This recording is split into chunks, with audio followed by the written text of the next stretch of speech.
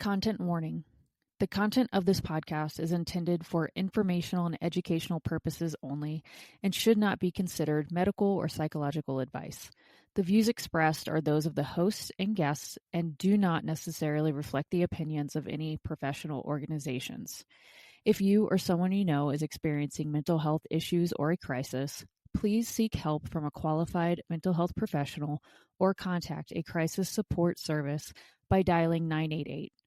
Always consult with the licensed therapist or counselor for personalized support and guidance. Welcome to Queer in Here, Let's Talk Mental Health, and I'm Alicia Nolan. My pronouns are she, her, 3-time Amazon bestselling author and owner of Choose to Live. This podcast is dedicated to LGBTQ+ mental wellness. A diverse selection of mental health professionals and passionate storytellers will come together to create a safe and supportive space for everyone. Each episode features insightful conversations that explore the unique challenges faced by the LGBTQ+ community, weaving in personal narratives that resonate deeply with experiences of identity, acceptance, and resilience. This podcast will not only provide valuable tools for coping and healing, but it will also foster a sense of belonging, reminding followers that they are not alone in their journeys, and intends to inspire hope, spark dialogue, and promote mental wellness for everyone. Hello and welcome, Darshana, to Queer in Here, Let's Talk Mental Health. Thank you for joining us. Would you mind introducing yourself to everyone, a little bit about your background and what you do? Yeah, I would be delighted to. Darshana Avila, my pronouns are she or they. I am an erotic wholeness guide, and my work is at the intersection of sexuality, intimacy, erotic liberation, and doing that through a trauma-informed, culturally sensitive lens. I work primarily with women and AFABs, many of whom are queer, and anywhere on the spectrum of relationship styles and interests and proclivities and backgrounds and all sorts of interesting stuff that gets into the mix of how we move in the world as erotic beings, which can be a complicated and also amazing journey. I'm delighted to be here with you. One thing I love about everything that you said is because I'm so unfamiliar with that realm. Good. You know? Well, and guess what? We're going to change that by the end of this conversation. Yes. That I can promise you. That's fantastic.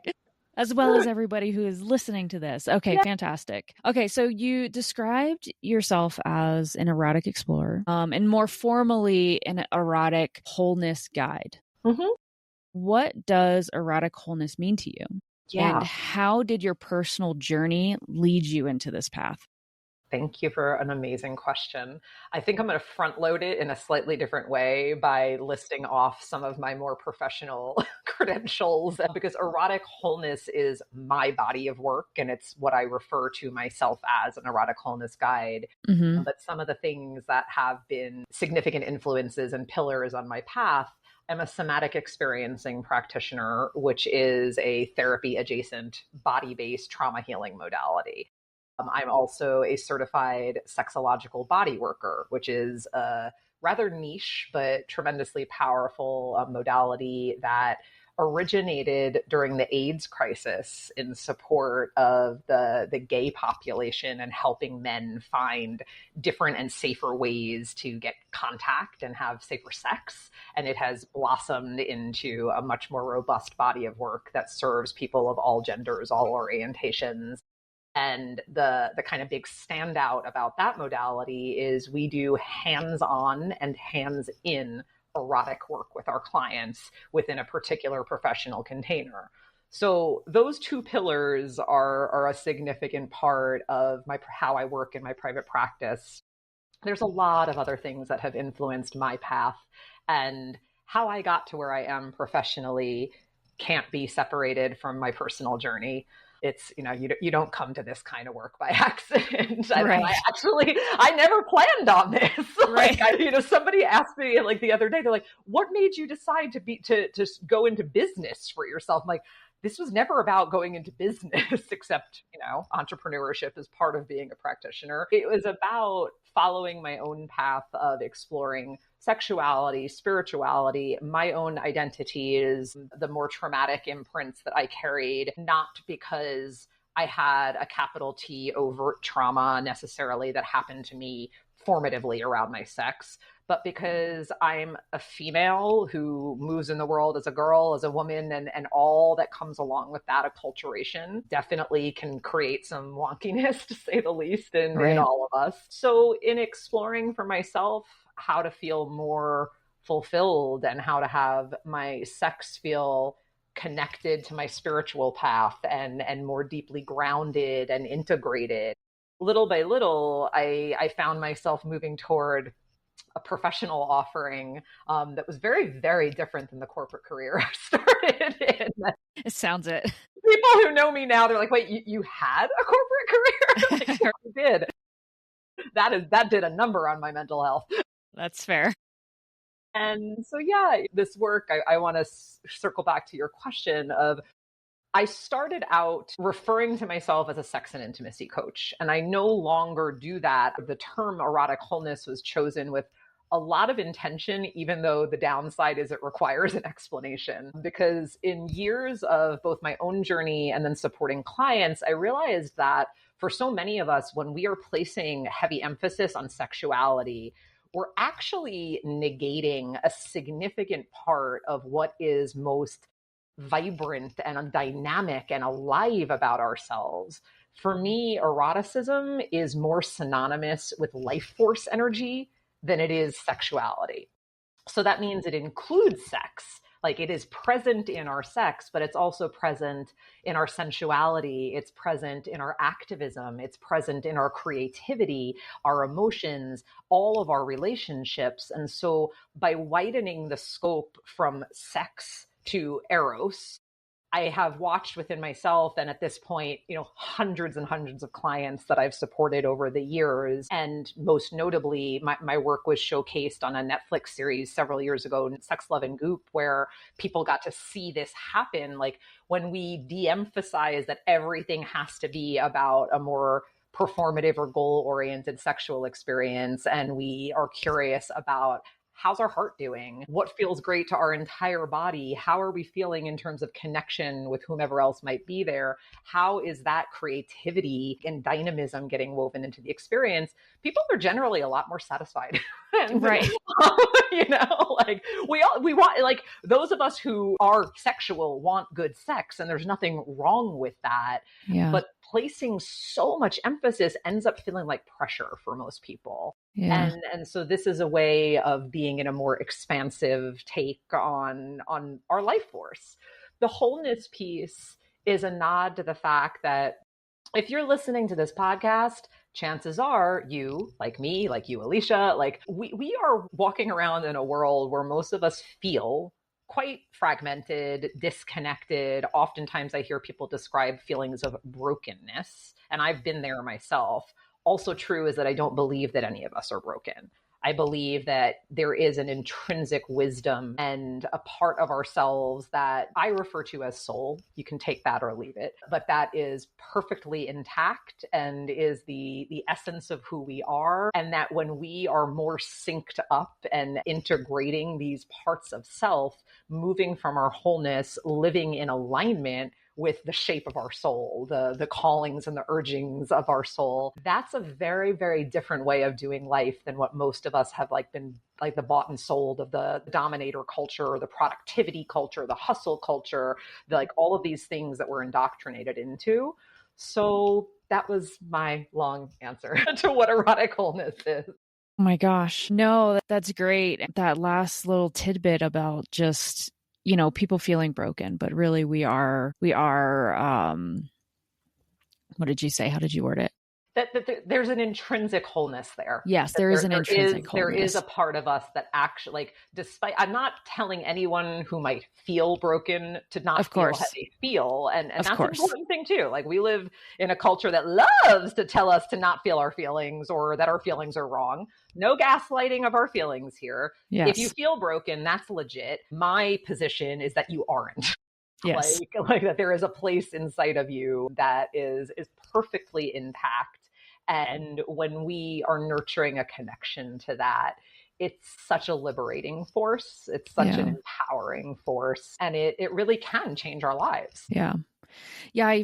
I mean, separate from the erotic wholeness guide part, just my personal journey, like I have felt that a lot over the last couple of years, just putting together my own mental health and really discovering who I am as a person and what I should be doing, like doing suicide prevention and mental health awareness is very much different than who I was before in the military with the criminal justice bachelor's and homeland security masters wanting to do the FBI and US Marshals. It's like, wow, you've had a long, strange trip too. Okay. Yes. It has been just this self-discovery of like, this is what I'm actually meant to be doing. And there is a very wholesome part of that where I just feel so much better about who I am and what I'm doing. My mental health is just better across the board. Yes. So I want to get into a little bit more about what you do. Let's say me, for instance, I come in and I'm like, I want to sit down and chat with you and I want to set up an appointment and all that. What would that look like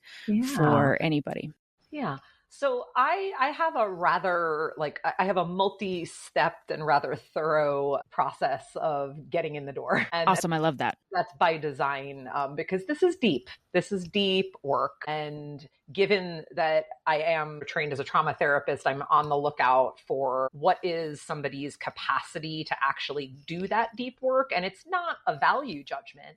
Some of us are still way deep in our activation and do not yet have the capacity or the resource to be available to the kind of transformational work that I facilitate. And so I want to make sure that we're getting to know each other and that I am responsibly assessing, would you coming in be what I deem appropriate? And that word is one that I do not use often in most other contexts, but it would be irresponsible and reckless of me professionally to be like, yeah, come on, let's start diving into the deep end of Eros while you're in an acute trauma like response about something. Now, I can hold you in that if it arises in the course of our work, but if that's how you're walking through your day in and day out, you're probably not ready for me, and that's fine.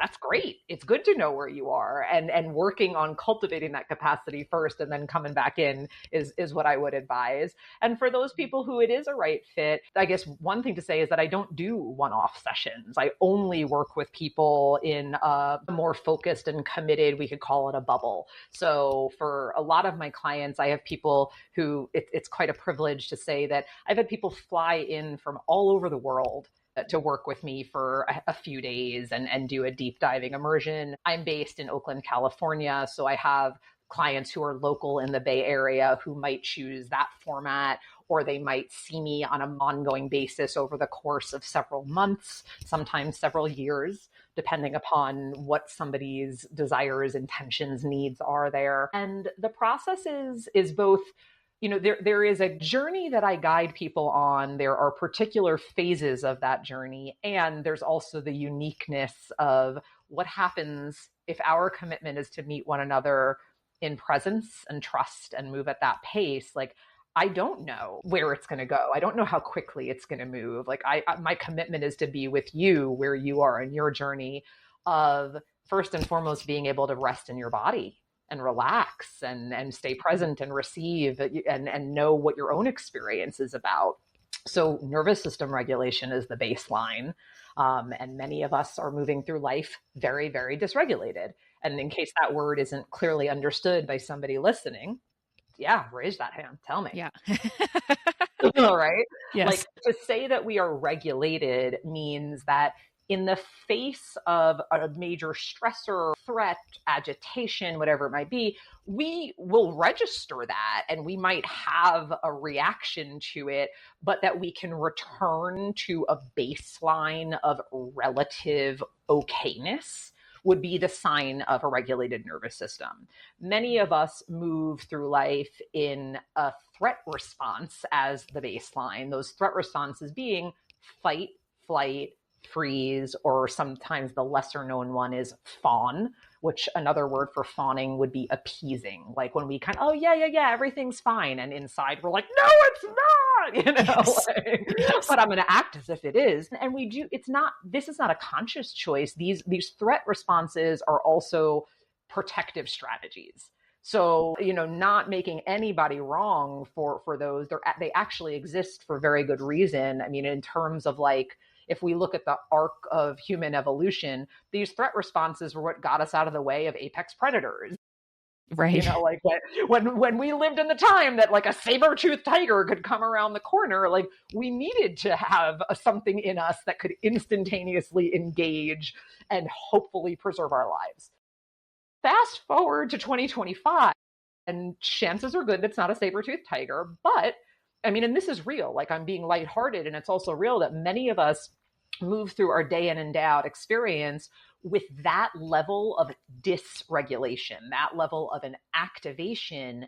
And a lot of that is born of our formative experiences, a lot of trauma. And when I use the word trauma, I want to be clear that the only way to define trauma is not a single instance of an accident or an attack or an assault, or those are valid, but many of us are traumatized in far more what I would call like in the little t trauma ways, these more microaggressive or smaller scale repetitive things, neglect, indoctrination to a lot of like very negative conservative culture, being told, particularly for queer people, I mean, this is one of the more common ones, that who we are is not okay, is a deeply traumatizing experience. And so, yeah, it would make sense that whatever defense you had to navigate that engaged. But then what happens as we grow and move through life is it's like many parts of us haven't gotten the memo that that degree of threat is no longer present, assuming that it isn't. And that may not be accurate for some folks listening to this. And so we have to help our nervous system learn to regulate, to be able to sustain a more relaxed and receptive state and take things in and be responsive to them as opposed to reactive. The difference between a reaction and a response, the reaction, even though I call them threat responses, they're really reactions. They happen quick as anything. You're not thinking consciously about it. You act. Like a ball is being thrown at your face. If you're like me and you cannot catch it because my hand-eye coordination is shit, right, you're going to move out of the way, right? Because you do not want that impact. So that reaction is amazing. The response, however, is the slowing down. And, like if I was responding, like I might've been like, hey, don't throw that ball. Or like I have the opportunity to be proactive in how I'm engaging with the threat. So that might not have been the best metaphor, but bear with me, y'all. Okay. So first, the first phase of my work with people is largely about like, how do you get into your body and hang out there with a relative experience of ease? And from there, we explore consent and how we embody consent dynamics. And we explore a wide array of touch. And we work on experiential practices to determine things about our preferences for boundaries and pacing, and how close do I want you to be, and how far, and do I like to be touched in this way, that way, or the other? I have a whole menu of touch. And most of us, for instance, when we're in an intimate situation, we might use vocabulary like, I want you to touch me here. Now, my question for you is this. If your definition of touch is a massage and my definition of touch is like a light little tickle, is either of us wrong? No, right? Like they're both touches, but by using very vague vocabulary, we're not really setting ourselves up for the most ideal circumstances. And what we are doing is often creating grounds for a lot of frustration and resentment to happen. Because it's like, well, why aren't you doing it right? Like, or if we're somebody who often feels unsatisfied by what's coming toward us, we could also get into a story of like, I'm insatiable, I'm impossible to please, nobody can do it right for me, I'm too much. And then somebody on the other side of that equation gets the opposite experience of the like, nothing I do is ever good enough, I can't ever get it right by them. So you could see how that is the relationship dynamic I'm sure many of us have known in moments. That's fair. And these all are building blocks. Everything I've spoken to thus far are building blocks to then be the foundation beneath more expansive experiences and experiments in all manner of erotic and intimate dynamics. When I'm working with couples, I'm facilitating most of these between them. I might demonstrate something or facilitate a particular experience when I feel like it's really meaningful to have me in the role of the doer, but often I'm helping them to be able to do these things together. When I'm working with individuals, and I work with a lot of individuals, so it's like there's not a right or wrong way to come toward this work. When I work with individuals, I, within the professional parameters and code of ethics that I adhere to, which means the touch is all manual, hand-based touch. It's to say, I'm not kissing my clients. I'm not having genital to genital contact. I stay clothed. It's not an in-kind exchange, but within those parameters, I am acting as the other half of the partnership to an extent, to be able to facilitate touch. And yes, that includes genital stimulation. That includes helping people to get to know how they like to be pleasured and what scope of pleasure is possible, something that many of us really don't know a whole lot about. And so we struggle because we might find ourselves in a connection where we're like, I love you. I like you. I know we want to do right by each other. Why can't we figure this out?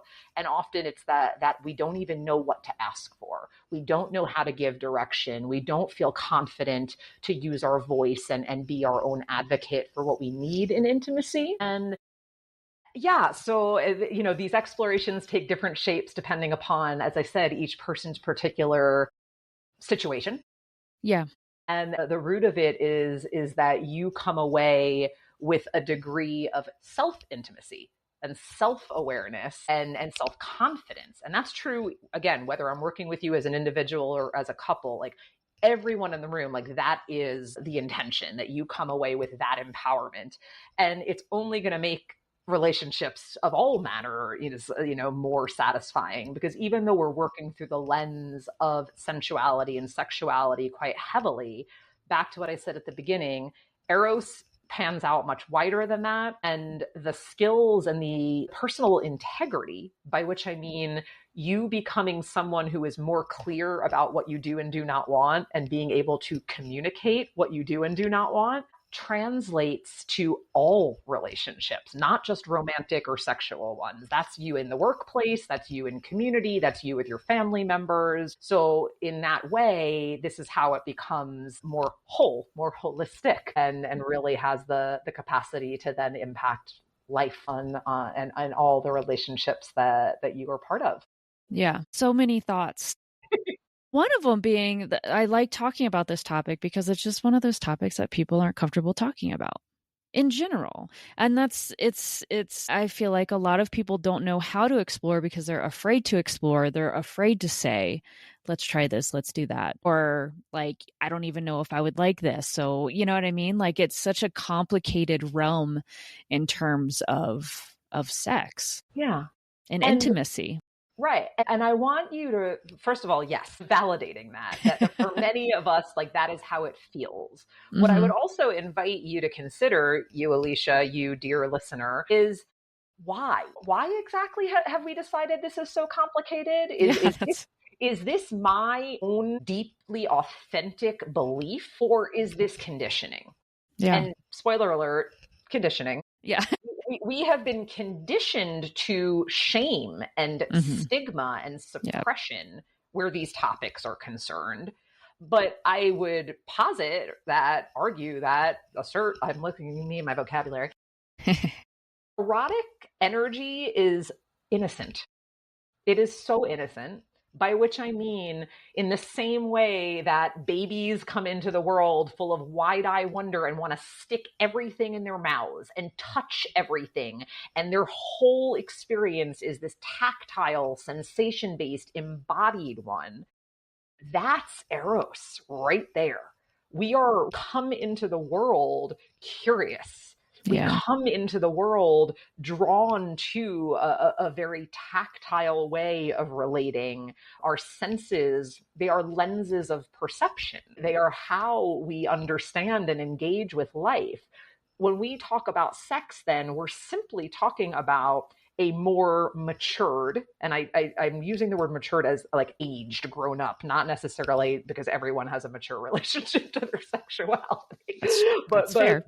it's like this as an adult, like for many of us, this is then how we get to tap into that same degree of curiosity, playfulness, like, ooh, what's that? We Yeah. get to do that through figuring out what we like sexually. And I'm not saying that's your only sandbox to play in, but for many of us, it's actually a pretty prevalent one. And when we're given permission, which I hope me saying this right now at least gives a little bit of that, you have permission to play, to be curious about what feels good, and also to lighten up around it. Yeah. Another one of the things that we do is have this very serious energy that it's like, if I don't get this right, then like all hell's going to break loose, and thus I'm not even going to try. So we stop ourselves from acknowledging our desires sometimes, or acting upon them if we have acknowledged them, because we're placing a tremendous degree of pressure on the outcome. When we instead orient to anything and everything in the realm of intimacy as an experiment, it's like, okay, cool, let me try this. Let's see what happens. If I'm not a sciencey person, but imagine yourself in a science lab, and it's like, okay, we're gonna put a drop of this solution in and a drop of that solution, and we're gonna see what happens when they come together. That is a beautiful metaphor for what happens when a person with themselves, because this could be a solo sex exploration, or you with another person, when multiple people, whatever floats your boat. So it's like, cool, what happens when we do this? No matter what happens, you've learned something. Either you've learned, I like that, let's do that again. Maybe you've learned, I like this element of it, but not that one. I think some adjusting in the future might be a better way to go. Or you might be like, yeah, no, that's not happening again. Great. We have some answers. Yeah, it's insight, Yeah. and then we get to keep iterating. We get to take that insight and let it inform how we want to relate, how we want to engage moving forward. So instead of taking it so seriously and thinking like, I must get this done perfectly, it's like, okay, well, why? Yeah. What if we just go into this curious to learn? And another piece that's part and parcel with that is the cultural script that we've all been handed around sex, whatever our identity, whatever our orientation, is that the only way that sex counts is if somebody has an orgasm. And usually it's if there's a person with a penis involved, they're the ones that were prioritizing the orgasm. I mean, lesbians are like the best example to counterbalance that, because, I agree. less the pussy lovers. But still, even if we're talking about two females who are sexual partners with one another, it doesn't mean that you don't have your own internalization of that very heteronormative, misogynistic script that we've all been handed, regardless of our personal intersections of identity. We all have that script that says sex looks like intercourse and the penis ejaculating, and anything short of that is less than. And so we take that script and apply it in whatever ways we do, often in rather limiting, harmful, painful ways, placing pressure on ourselves to reach a goal. Now, don't get me wrong, I love orgasms, and I want anyone who wants to orgasm to have their orgasms. But, and it's an important but, if you're fixated on measuring every sexual experience by that, and treating it like a goal that must be reached, I promise you that you're missing out. I promise you that you're missing out on so much of such a much more robust array of pleasure, opportunities for intimacy, getting curious about how not only your genitals, but your entire body, head to toe, has the capacity to be an erogenous zone when treated with the care and the curiosity and the creativity that is possible there. So anyhow, I'm just going to let that rest. Yeah. What advice would you give somebody who wants to explore with their partner, but maybe they're not, or maybe they're scared to? Maybe they're not quite sure how to approach their partner in exploring things like that. Yeah. Well, first of all, that's not an uncommon dynamic. So if that's you, like, I want to just like be compassionate that, yeah, we don't, even with people we love and like and might feel relatively safe with in many ways. And sometimes those circumstances are different, but like, it's not always easy to bridge these topics because of what you mentioned earlier, that for the vast majority of people, like I talk about this stuff all day long. Like I am one of the most like transparent people because this is literally my job and my life. I'm Yeah. aware that that is not most people's experience, right? Yeah. Not totally tone deaf. Yeah. But so the thing here is really, it's what's needed is a bit of courage, straight up. Like you're gonna have to work up a little courage. And also it's courage because what you're about to do is vulnerable. It is a vulnerable thing to bring our desire to another person. Yeah. And so there is a desire implicit in you being the one who wants to explore, right? And so what I want to encourage is that vulnerability, while it might feel edgy, while it might feel hard to access, is also a massive intimacy builder. And I would say could be very, very sexy. Yeah. When it's like can we role play as a couple, Alicia? Gosh, let's do it. Do it, babe. Okay. All right. So it's like if I'll put myself in the role of the one who wants to have this talk. And I would be like, hey, Alicia, there's something that's like really been alive for me that feels a little tender, and I want to have a conversation with you, and I just want to make sure that like you have space for this. Is this okay for us? Like, can we sit down for a few minutes, or if not now, like, can you let me know when? Yeah, absolutely. Let's do it right now. Amazing. And just by the by, listener, it's like if you had said no, like this is not the moment, I need to be okay with that because I do not want to have this conversation if my partner is not available. So, but you've said yes, and I'm like, okay. So here's me in my vulnerability, babe, because it's like this is I feel nervous. And I'm trying to like tone it down and like not come in all like stressy here. But I've been noticing that like there are certain things that I'm really curious about sexually that I've not explored before and I've not really talked to you about because I'm afraid that you're going to think that it's like a complaint. And I want to share some of those with you. Yeah, no, I want to hear about it all. Okay, thank you. Like, so I don't know, and I'm just going to riff here. I really have been having a lot of fantasies about anal sex, and I've not ever tried it before, and it's like it's scary, but also like hot, and I know there's like a lot of people have weird stuff around butt stuff, and I just I don't know. I felt really nervous to talk to you about it. That's great. Now I'm sweating. Okay, good. I'm not the only one. Yeah. And that right there, I'm going to come and do a meta teaching moment. That is what I mean when I say it's an intimacy builder, because the moment you and I are now having a shared experience, like, it's like, okay, yeah, we're nervous together. Yeah. Like we're getting a little activated together. So I'll absolve you of your role, Alicia. You did great.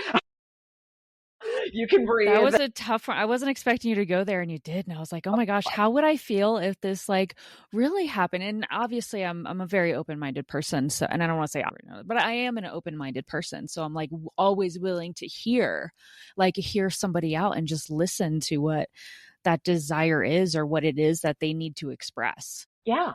Which is beautiful. And it's like, if more of us could at least hang out there, just like, I'm curious. I'm not here to pass judgment. Like, it's okay to be like, okay, wow. I would be mindful. I mean, and this is where it gets a little delicate because my younger self, 100% like had partners like bring something to me. And there is a phrase that exists in a lot of like sex positive communities that goes, don't yuck another person's yum, which is to say, like, if someone's into something that you're not into, at least hold it with enough like respect that that's their thing and do not shame them for it. Yeah. No judgment. Yeah. Like young me 100% inadvertently shamed partners for bringing desires to me that I was like, oh, what? Huh? You want what? Yeah. And so if we can tone that voice down and just be like, okay, babe, thanks for sharing. Like now I'm going to put myself in the role you were in. Like just saying thank you for sharing can go a long way, not in the rote like, thank you so much, I'm a robot. But like in the like, thanks. I first of all, I get that that was hard to do. So thank you for doing something hard. And I am really curious about your desires. So even if this is an uncomfortable conversation, like I really want you to know that I want us to be able to talk about the hard things together. Like it's Yeah. important. How else are we going to grow? And now I'm gonna continue. I'm like switching roles. I like if I'm you in that dynamic again, it's like let's play the role of like I'm not into it. What I might say is I hear you like really curious about this, and I'm not sure if that's for me. Like it's not something that I've had an interest about, but I really want to support you. So maybe we can keep talking a little bit more about what it is that you want, how you would like to explore. I think it could be helpful for me to understand like what you're hoping for here, with the awareness, everybody, that we may not have answers to all of these things. We might not know yet. It's a Yeah. journey of figuring it out. Yeah. But when it's done with compassion and curiosity between two people who actually care about each other, like you can there is a way forward. And whole other conversation is, what do you do when one partner wants something that the other partner doesn't? Because that comes up a lot. And sometimes there is compromise and sometimes there isn't. So that's Yeah. also facts. Yeah. There's so much overlap into the just mental health world and everything that you have presented. I mean, like you said, there's a trauma informed component to this, but just the way, like validating somebody's feelings and not judging them, approaching things in a non-judgmental fashion is also a lot of what we talk about in the mental health realm, is just listening to somebody. Just because somebody dropped a cup and it ruined their day doesn't sound like something that would break you. Maybe it broke this person, and we are not to judge if that's how their day is going. No judgment. Always listen. I was just noticing as you've been speaking during this entire recording, there's like so much overlap there. Yeah. Which is, again, is fascinating because I don't know a lot or have tapped into the erotic realm, if you will. So it's been absolutely fascinating listening to that. I'm so glad. Yeah. And yeah, it is, like this you're proving a point, whether that I come at wholeness and wellness through the lens of eros, sexuality, intimacy, relationships. Yeah. But make no mistake that this work will impact your whole life, Yeah. because our eroticism is an intrinsic part of our nature. So some of the very same fundamental things here that are rooted in how do we understand and honor boundaries and desire? How do we be a compassionate, safe space? And I use the term safe, with relativity, but like a safe space for the people close to us to lean in and share themselves, and to know that they're going to be met with care instead of judgment. Like these are skills that we can build here in the realm of intimacy that are going to cross over. And inarguably, that is a huge part of our mental health, because we're relational creatures. We don't do well in isolation. No, human connection. Exactly. Yeah. And also we understand ourselves through those connections. We become more of ourselves in the reflection that we get back from others. This is why we seek affinity with people who share our experiences, our intersections of identity. Like this is such an important and affirming part of the human experience. Yeah. And of course it's going to contribute to your mental health. Yeah. Or degrade it, depending upon how we're doing. Oh, that's a good point. Let's talk about what you do in relation to queer individuals, because that's primarily the audience that will be listening to this. Yeah. So as far as queerness is woven into all of this, it of course depends upon the individual. I have held space for the spectrum of someone who believed that they were totally straight, walking the full path of, I think maybe I'm a little queer, to maybe I'm a lot queer, to maybe I'm gay, non-binary, leaving my husband.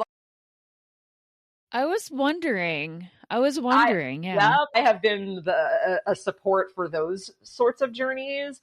I have supported a lot of women who are exploring either their bisexuality, they're identifying fully as lesbian or anywhere on the queer spectrum somewhat later in their lives. So I would say like from that point, like mid 30s onward, which is to say lived a fair amount of experience from a very like heteronormative standpoint and now are choosing to lean into, hey, like that's not actually authentic. That's not doing it for me.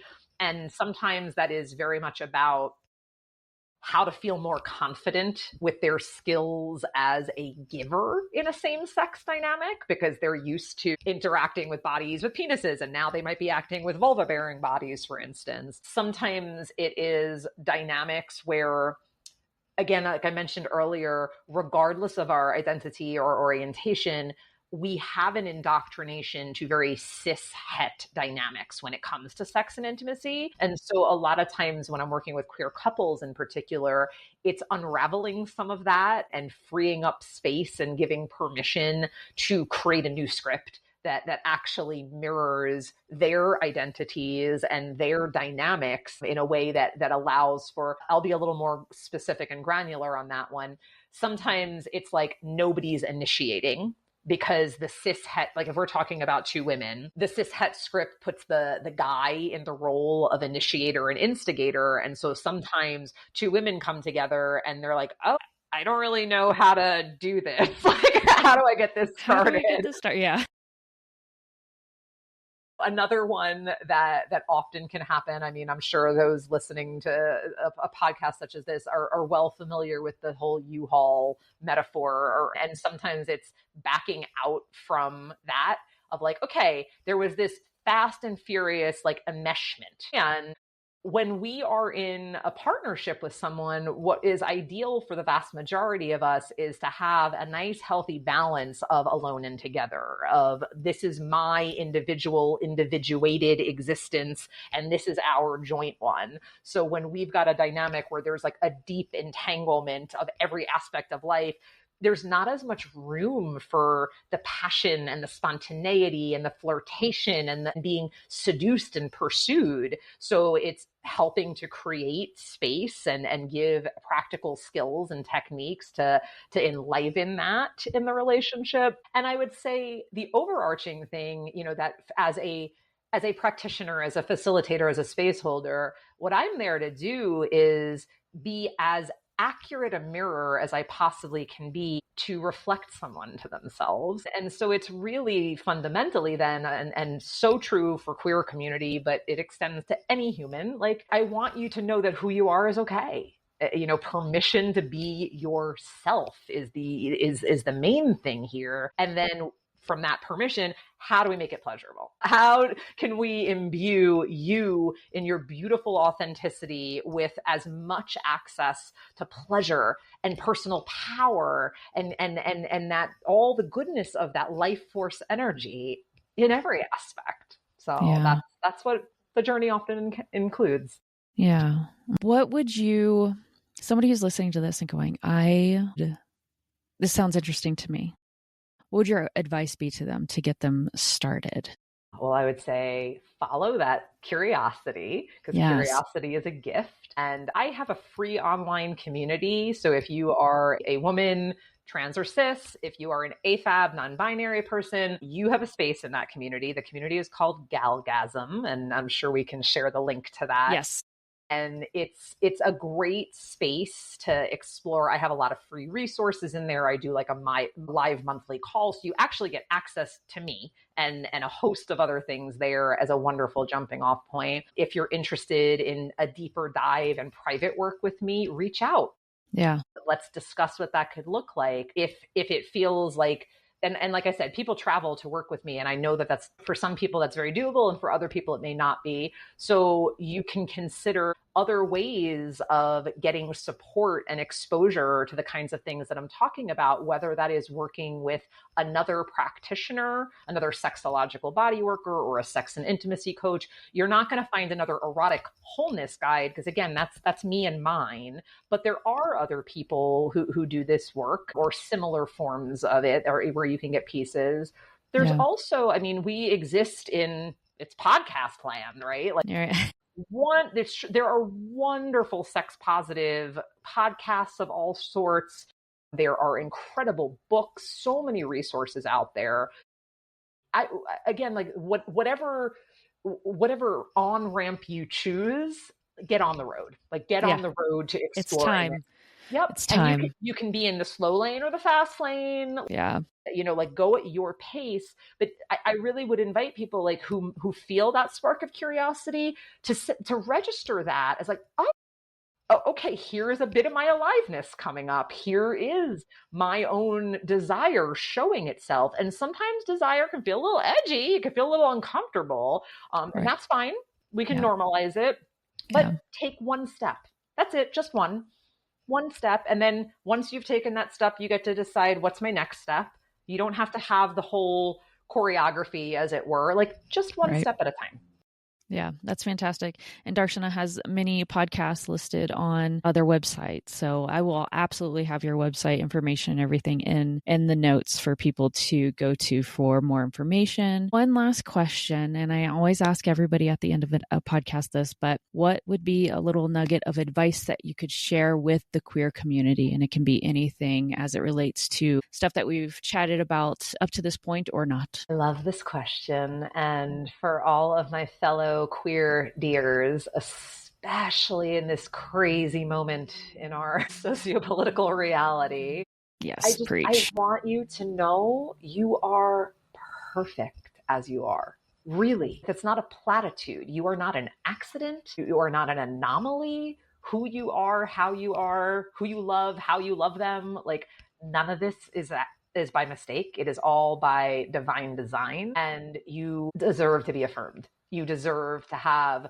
people reflect your amazingness to you. And if for this little brief moment in time I can be that person, then it is a true honor and privilege to do that.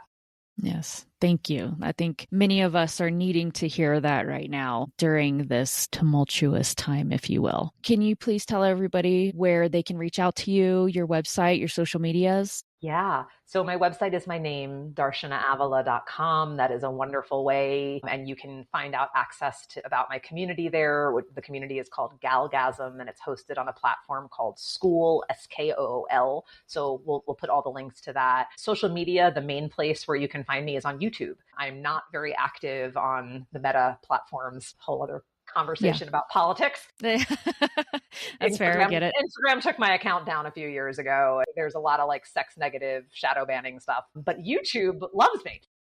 Yes. So if you, and it's a great place to learn. Like I put out, a lot of, again, it's just a lot of free content. And so it's a great vehicle for educating yourself. Yeah. Thank you for the conversation today. I don't know about everybody else, but there's like some kind of enlightenment of hearing everything that you do and what you bring to those just in terms of sex and intimacy. I mean, it's stuff a lot of us are looking for, or to dabble in other realms or whatever it may be, whatever it is, you normalized it. And that's something I think people really need to hear. I couldn't agree more. And thank you. If that is what we did here today, then we did a good job. Thank you so much for inviting me into this conversation, Alicia. Truly an honor. Thank you so much. Please leave comments about this episode. You can also follow Queer in Here on Instagram, Facebook, and TikTok at Queer in Here Podcast. Thank you for tuning in. You are loved. You are enough. Please lean on each other and ask for help when needed. See you next time.